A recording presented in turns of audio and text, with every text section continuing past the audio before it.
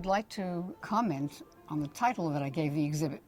The ninth decade, to look is to blossom. So in Hebrew, that's lahabit zelinbot. So the root of lahabit is linbot. There's a very strong relationship between looking and blossoming, because there's no blossoming without looking, without light.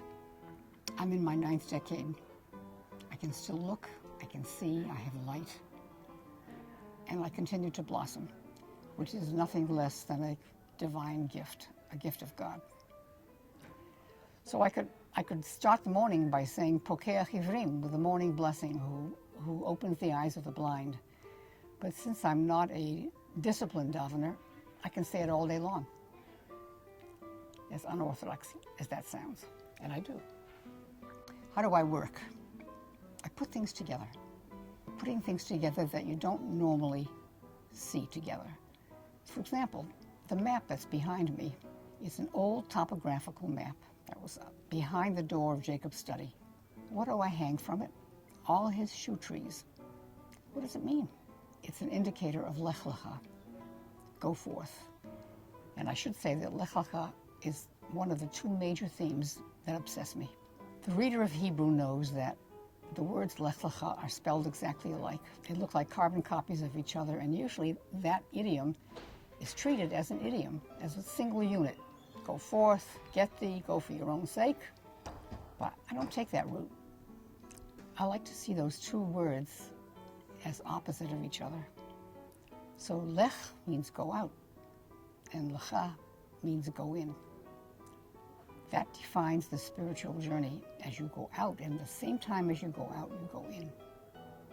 That's the spiritual journey, and that's one of my obsessions in this exhibit. The other one is to honor the discards of daily life, the stuff that people throw out. When we came on Aliyah with 90 boxes of books, Jacob brought all his ties. And then he swore he would never wear them in this relaxed and casual land of our forefathers.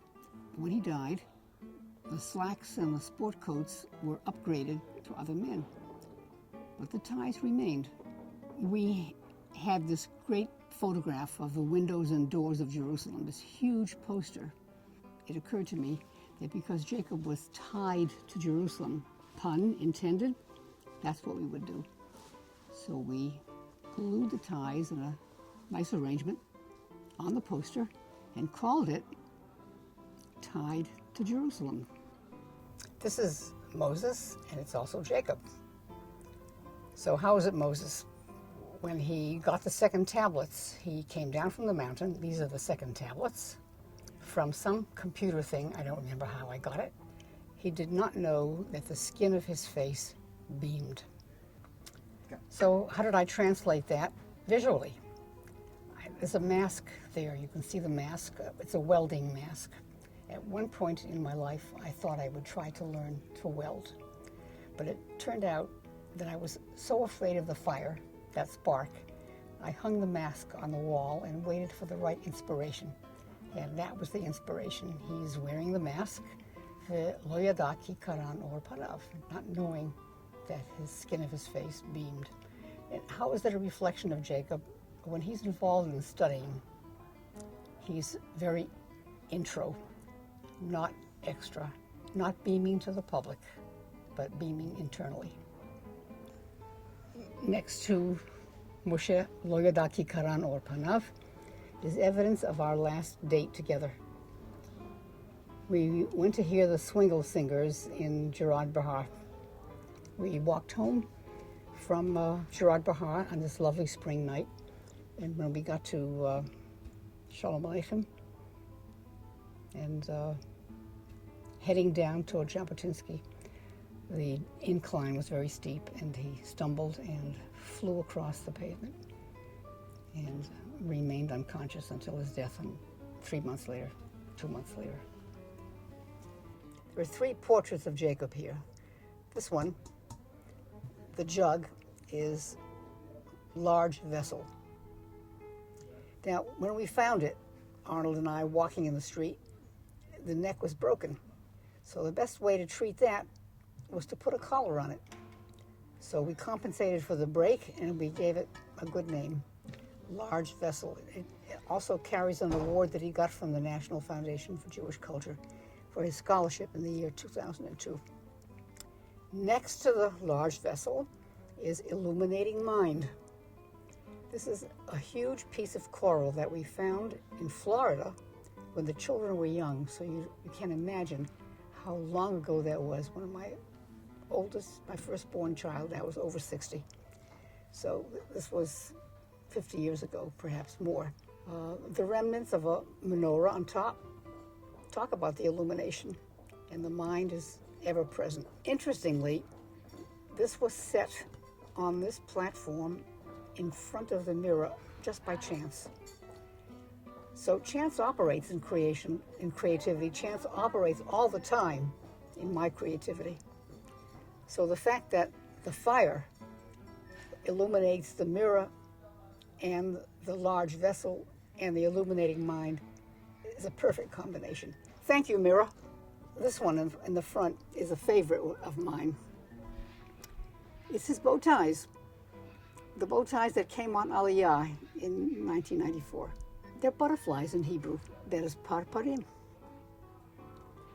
And I don't know how it happened, but it happened that the butterflies, the parparim, began to climb out of the yortzeit glass on coils of copper wire. Parparim, butterflies, have a very distinguished history in early Jewish art. The butterfly represents the soul, and you see it painted in early paintings. So what we have here is the bow tie, the butterfly, the parparim, the soul, the psyche in Greek, rising to the heaven. It's the victory of spirit over material, because the worm transforms into the butterfly. This is really an example of diverse materials. When I told you that I put weird things together, see, look at these weird things. These are two beautiful pieces of lumber. There's a scale here, and this is Moshe Rabbeinu. So you can see his eyes or his arms. He's at Mount Sinai. This is called Matan Torah. Everyone wants to know, what does it look like on Matan Torah? So now you know what it looks like, and it's high voltage. So there's this guy who's flapping around up there on a scale. The scale, obviously on a scale, because this is heavy stuff. What else does it look like? Well, come over here and you'll see a computer part, beads, and a mirror, a string of beads, very ethereal kind of air antenna reaching up from the sacred center. This is a kind of a mandala image. You have the round dome, the square, and another square. So it's the mandala image leads you up to the sacred center. This is called Yerushalayim Shel Mala, Yerushalayim Shel Mata. It's the heavenly and the earthly Jerusalem. Those two concepts are in constant relation and sort of conflictual with each other. We know what Jerusalem down here looks like, but is that a reflection of up there? Or is it in conflict with what's up there? These pieces are scraps from some kind of metal factory, which I found in 1994 in Washington, D.C., when we were there for a series of lectures. And they have been in the house arguing with me all these years. Do something with us. Do something with us. I could not figure out what to do with it. And then it happened. And it happened very recently that we brought them out.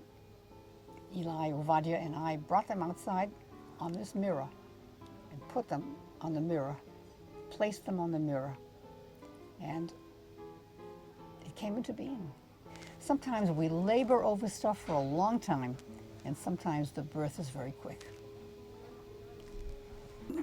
These pieces are a gift from Bezic. The guys were fixing something out in the corner, and I saw these wires, and I thought, well, I'd like to have some of those wires. He said, we'll bring you new, clean wires. These are greasy. So they brought me a clump of wires that I could hardly lift. And this became, and the other one and this, they all feature voices because they're Bezic wires. So the motif is Ro'im et hakolot. You see the voices You see the voices as was written after Matan Torah. People come off the mountain, and what happens to the people? They see the voices. Ro'im et hakolot. Well, how the heck do you see the voices? In this one, the voices are coming out of the tefillin, so that the original straps are not there. Different voices are coming out of this tefillin. This is, for me, this is an example of Ma'alim B'Kodesh. You are lifting the sanctity of a ritual piece that's no longer valid for ritual use, but is alive and speaking another language. That's why, for me, these things can't be buried. They have to be given an opportunity to speak. I'd like to say something about the material here that invites being trashed. This frame, we're dealing with the back side of whatever is on the other side. Just a broken frame, a piece of cardboard. The fabric is from a talit with moth holes. These are parts of that were torn away. The back of a frame.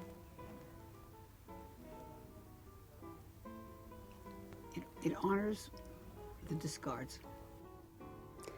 Okay, there's more of the basic wires here. You can see that of the ro'im et hakolot. You can also see a glass disc that was broken. Those are the broken tablets. So we're still with Matan Torah, and we're still with the voices, and we're still with the non-figurative notion of Matan Torah, like black fire on white fire. But the picture really came into being out of a temper tantrum. My original idea was to show, I have a photo album, an old photo album, little black pages, and all there were corners stuck in it, you know, these little cellophane corners that would hold the pictures. I said, well, that's what I want to show, is memory. So I glued the pages over this entire surface. And then when I looked at it, it was horrible. All you could see was black, black, black. You couldn't see the little cellophane corners. You just saw black mass. Pull it off. Pulled off all the pages.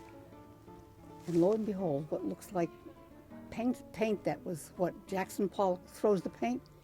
The glue that didn't come off for the pages are the black spots on the white.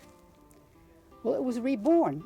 It was finally born, but it was just so awful. I couldn't stand it. I wasn't going to bring it here because it was too stupid. And then it came to life. Strange materials on this. This is the back of a chair. And these are power cords. And these are tzitziot, tied in the traditional manner that I use as models for tying tzitziot when I make a talit workshop. So how to connect them? What's the relationship? These power cords, they're nipples. And they're looking for a connection, a nourishing connection. So they are attached to the tzitzit cords, getting their nourishment. The cords are connected as tzitzit to the talit, but they're not made as part of a talit. We would call them, in terms of demonstration, we would call them ritual macrame. The question is asked, we asked the question, well, what did it look like on Mount Sinai? Well, there's not one answer. So there's 600,000 people apparently who were there at that event, and they all have a different point of view. This is another example of a non-figural Matan Torah. You see the inside of two book covers that essentially were destroyed, which are simply a mass of abstract forms with traces of Hebrew writing. And those forms are so beautiful. The delicate interior of the books and the watermarks on the paper, which show again damage, and the fragments of fabric of a torn talit that frame it. It answers the question of what could it possibly have looked like. This whole series deals with the emergence of women from the confinement of a patriarchal point of view. So these two pictures that are right next to me arrived at my workshop from some rummage quite by chance. And that is how I work. I don't work on a blank canvas. I work building up and out from something that already exists. So these two, for example, they were done by the same artist. I have no idea who the artist is. They're numbered maybe 1,000 prints, and they were tossed.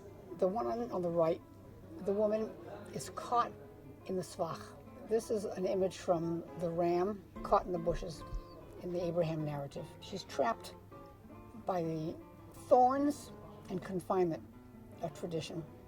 But the fragments of talit around her are falling, so she's breaking out of it.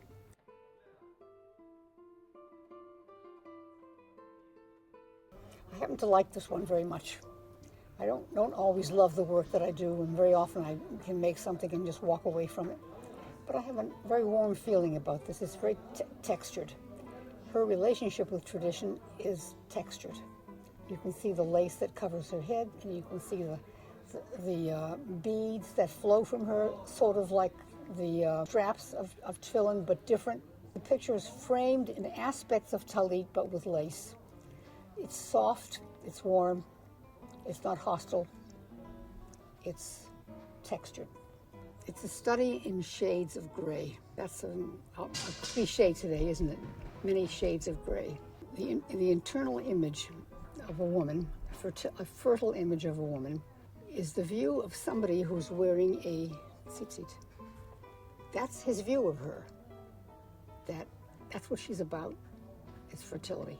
If there are negative aspects, I am taking these tefillin straps that are around her and loosening them. That's the only view of women. This is an old cheder textbook. The sage is holding the talit. Okay, there's a yad here, which holding a Torah. And the yad is used to point to the text as the Torah is being read. But this yad is broken. It says, this is not the way to look anymore.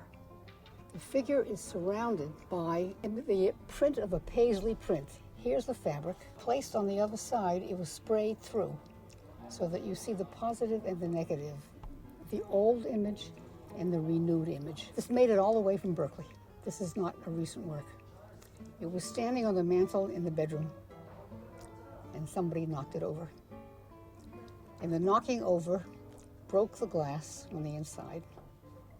And I said, perfect. Suitcases make great frames. The upper part of a carry-on that was detached from the bottom becomes a garden. Gan na'ul achoti kala. A locked garden is my beloved, my bride.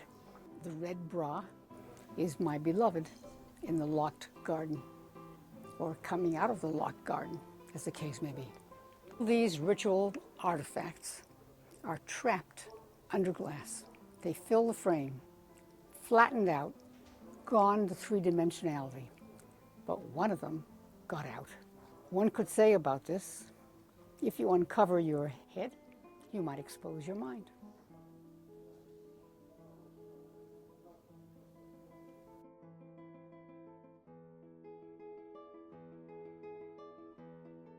This is Ruth, in case you didn't recognize her. That's Ruth preparing for her rendezvous with her future husband, Boaz. This is not a work that shows rebellion, like some of the others did. But I take it back. What it does show is initiative. This is the woman, among the women in that story, who take the initiative to mold their own future. Her necklace is lovely.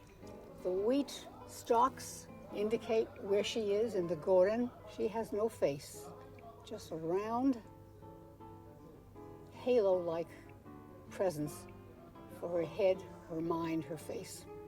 Well, look at this young woman, this beautiful young woman, framed in the luxurious folds of a torn talit. Look deeply into the shekef, into the transparency. Look again. Do you see another face inside? That's her memory of something in the past, and that will influence her current vision. This is a woman's binyan, an Ezrat Nashim. These are all the women, the various tzitziot that comprise the minyan. And you know it's a woman's minion because you've got the earrings on either side. And a measuring tape above. Does a woman's minion have to measure up to something? You know, in the history of art, you usually see Adam and Eve on either side of the tree of knowledge. The tree of life is not usually shown. It gives us room for our imagination. But here I am, Adam and Eve, standing between the tree of life and the tree of knowledge. The tree of life, clearly, is all those wonderful pills that everyone has in the drawer. And the tree of knowledge has to be the directions on how you take them. And so the tree of knowledge here is a totem with many, many, many, many duplicate direction sheets. A picture can have many names. This is one of those. It could be a Lech Lecha, the road of Lech Lecha, external and internal, because you've got an X-ray, which is the internal, the Röntgen, and the road, which is the going out, the Lech. It can be a study in the relationship of the figure to the ground. And in this case, the ground is very interesting because it has watermark stains. And the watermark stains relate to the profile of the X-ray. This image depends on the angle at which you look at it. You see this woman who's wearing a burqa and whose eyes are absolutely terrified. If you take the picture off the wall, turn it around, you get a different view. It's a normal, quiet look. She's behind all those clothes, but she's not frightened. So there is no absolute. It depends on your point of view. Okay, the most prominent image is the image of Ron Arad. There's an overlay on Ron Arad's face of a medieval painting of the Akedah, the sacrifice of Isaac. Under the level of Ron Arad's picture is a golden sketch of the Egel HaZahav, the golden calf, the false worship of the golden calf. I entitled this work, Heroes and Sacrifices. I don't know what it says on the side, but it's an old poster encouraging Aliyah. Kulanu lema'an Aliyah v'haklita. We're all in favor of Aliyah and absorption. So there's the message, is obvious. And when was the last time you saw a pair of shoes like that in the garbage can? It works well, doesn't it? Does everybody know what a washboard is? You have to be old enough to know what a washboard is. In the 40s in Florida, I scrubbed my sister's diapers on a washboard. And I found this one on Rehov Balfour. I said, I know what a washboard is.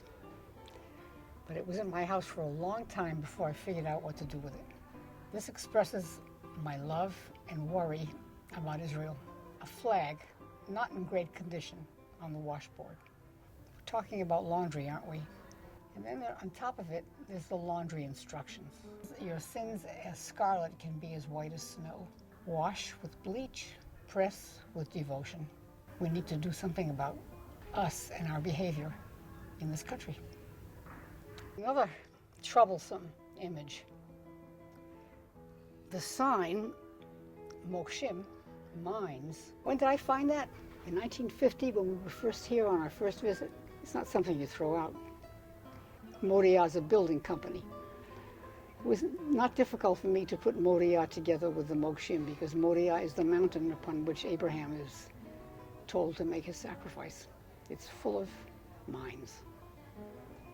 So the sign for Moriah and the sign on the Mokshim are standing inside this jug, which supports them, and on it are dental models. Jaws.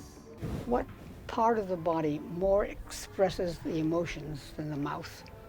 Joy, fear, pain, terror. So here's my tarnished jug, vase. It could become a golden opportunity if, as we read on the carpenter's meter, v'haya akov l'mishor, the crooked can be made straight. Get the metaphor? Huh? The crooked can be made straight. Well, we've seen Moses in a number of poses in this exhibit. Well, now we have Moshe Rabbeinu on vacation. Moshe hika'al sela vayetzu mimenu mayim. He struck the rock and out came the water. You might recognize the water as parts of a shower curtain. It was a good vacation. Okay, going from top to bottom, there are 1, 2, 3, 4 pieces, 5 pieces that deal with memory. So the top one, you can see what's in there. It's the back side of a picture, so you have a kind of beat up frame for things that are not sophisticated, not painted, not beautiful, but old. And there's a rusty tape measure and the back side of a book binding, all showing their age. It's memory. There's a name on top of the folder cover. It says Chava. In red is 1953 to 1979, and over the red print is the word Wiedergutmachen, reparations. So we're talking about memory, pain and memory. Below that is an old tefillin bag. You can see it's really torn to pieces. You could say, an alte Schmate, throw it out. Can't throw it out. There's dignity in the alte Schmate. Finally, or actually next to finally, is this book cover. And in Yiddish is written, Die Schönheit von Judentum, the beauty of Jewishness. All these I have placed in this suitcase. This is a suitcase that I can call a Geniza. It's really an old beat-up suitcase and has all these alte Sachen, the torn talitot, the torn tzitziot, the peyot. All of those are memories of another life, and they want not to be forgotten, not to be buried, but to be remembered in the treasury of our hearts and minds. I opened earlier with Pokeach Ivrim. I thank God for opening the eyes of the blind, who takes the blinders off my eyes. I can close now with Shechianu v'kimanu v'giyanu lazman hazeh, who's kept me in life, sustained me, and brought me to this time. Amen.